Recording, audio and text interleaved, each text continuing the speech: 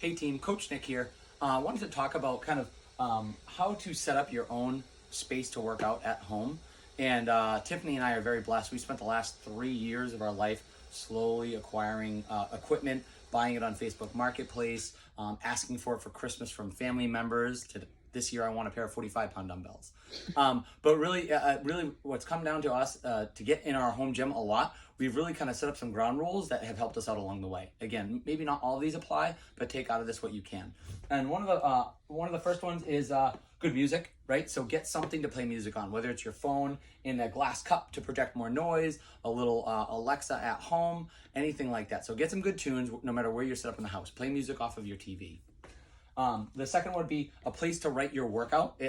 This is what I do for a living, is like exercises and reps and numbers. And I still, Tiffany and I both like to write down what we're doing for that day, because then we are held accountable to it. So take 5 minutes, write it down, and then it's just checking the boxes versus saying, I think that's enough for the day and I'll wander out from there. So have a place to write it down. Can be this cool whiteboard that I think we got at a flea market, or it could be a notebook or on your phone in a kind of in an upright position.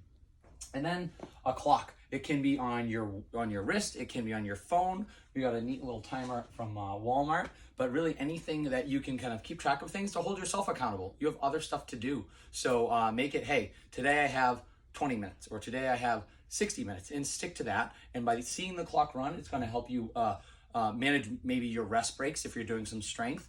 See how long the workout took you, or just say, no matter what, at 60 minutes, I'm done. I got to put my mom hat or my dad hat back on for the rest of the day. And then really looking around, sometimes we do workouts in our living room, we've done them in our kitchen.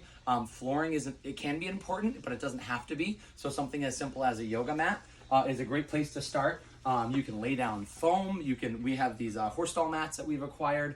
Flooring might help depending on the surface. Again, if I was upstairs, I'd grab a yoga mat and we would work out on that so I'm not sweating all over my carpet. And then heat, depending on where you work out. Our basement is usually a solid 52 right now, which is really warm. It's usually about 43 in the middle of the winter. So we dress up in layers, but we got a nice little space heater, something to just kind of soften the blow when we come downstairs and work out. So depending on where you're choosing to work out, it can be outside. Get gloves. I think a great cyclist once said, there's no such thing as bad weather. There's just such thing as poor planning with your clothing, right? So dress up, bundle up, and you'll feel just as warm as a day in Miami if you bundle up enough and you're getting warm and sweaty.